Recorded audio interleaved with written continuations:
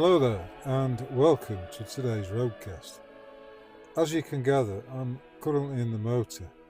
I'm sitting in a little lay-by next to Nottingham Canal, the old Nottingham Canal. When I say old, I mean it was built or completed in 1796, which makes it 230 years old. Right, we're taking a stroll southwards at this point, as I say, along the disused Nottingham Canal. Anyway, our route's going to take us along here and underneath the M1 motorway to continue in the direction of Nottingham. The following clip is from one of those spaghetti westerns that he starred in back in the late 60s.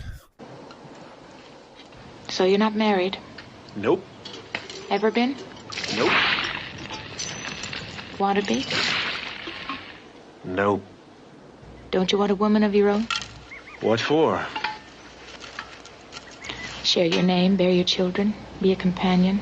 They asked me to quit drinking, quit gambling, save my money, and to bitch about her aches and pains all day? No, thanks. Must be a lonely life.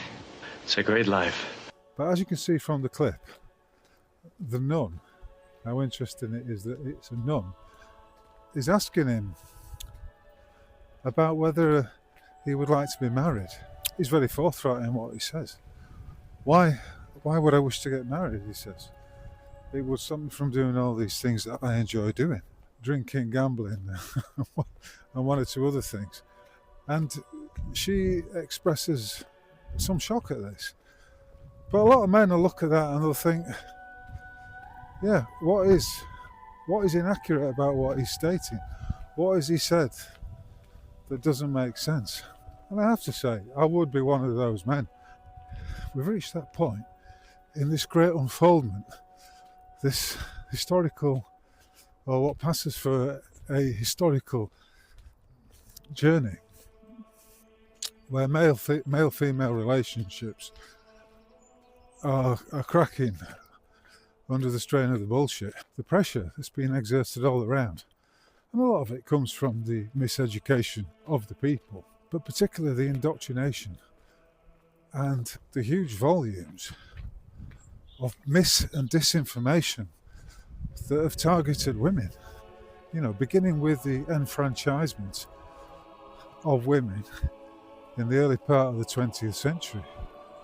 You know, the suffragettes were behind that, another psyop, if you ask me, because what were they seeking? They were seeking the vote. What comes with the vote? Well, that's an enfranchisement. That means you are simply an enfranchisee of the government and therefore subject to its rules, regulations and its tax manipulations. It's another way of squeezing money out of you. And then from that we have the whole communist Zionist agenda, which unfurled from 1900 onwards. You know, you've got the development of Fabian society, you've got the fomentation of the Bolsheviks, the bullshit of Karl Marx.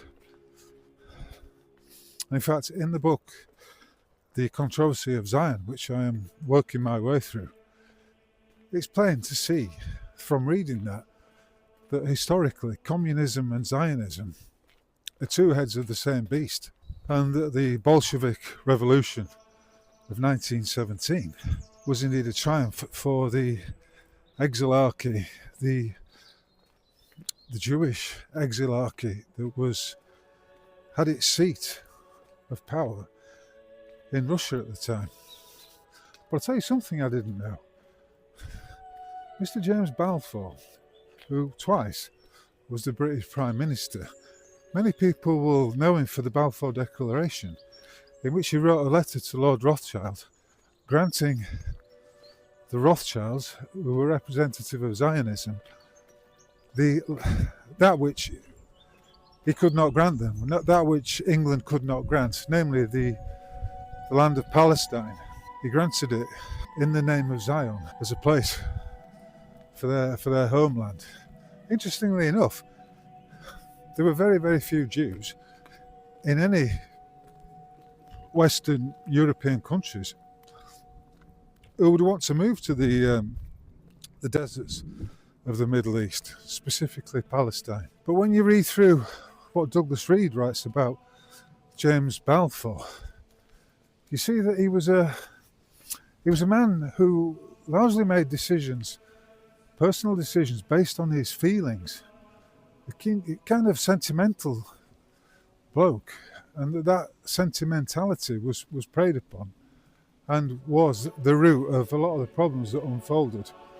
But did you know that England, or what you might call the UK corporation, masquerading as a state, offered the Zionists, and one of them was Theodore Herzl, offered them Uganda as a homeland.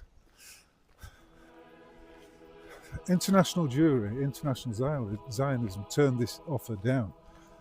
And so in 1916, James Balfour, during his second period as Prime Minister,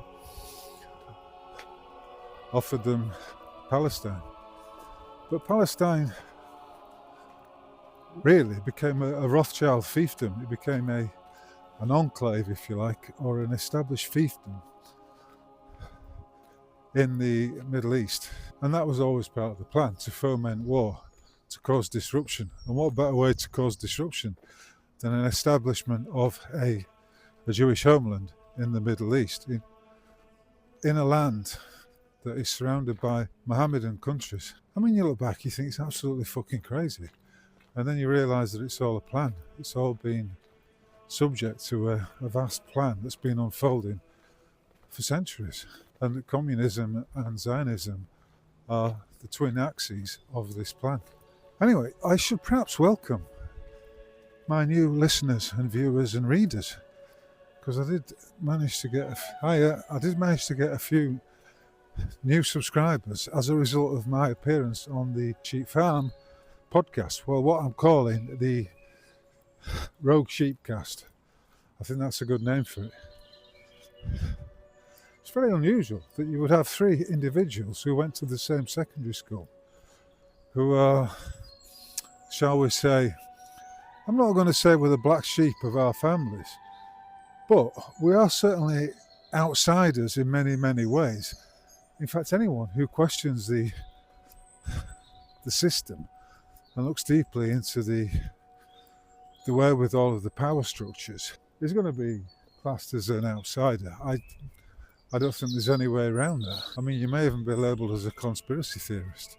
Anyway, it was a very friendly conversation, and I, as always, I did enjoy it. It was just like it was like being in a bar with a couple of mates, just having a bit of banter, having a laugh, trying to surprise one another with snippets of information from the shit show that the others may not have known about. And, you know, what's not to like about that? The banter's good. One of the things that I did mention during the course of the Rogue Sheepcast was the fact that I've been following Nathan Rothschild on X, on the X platform, for a few months now. And I'm going to include some of the, well, it's not dialogue, because essentially it was him making a post that I then replied critically to.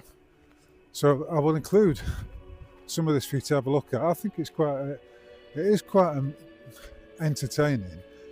And I must admit, I rather enjoy it. I think it's, in some way, it's a shame that X is so suppressed and heavily censored, because it is quite, actually quite, it does have the potential to be a kind of public forum for ideas, and in which everyone has got potentially everyone could have a fair say. They could have an equal platform. They have the right of audience, no matter who they are. So you can hold and question those who were attempting to lord it over you. You can hold their feet to the fire, as it were. And I did try and do that with Nathan Rothschild, and there's some entertainment to be had from it. You know, particularly when those individuals like him are making ridiculous claims that simply do not align with the facts of the matter. And that is why I do like the X platform, because you can engage in a bit of banter from time to time. And I do enjoy banter, I have to say. The cut and thrust of ideas, the jousting, if you like, or the fencing that takes place. It's good fun.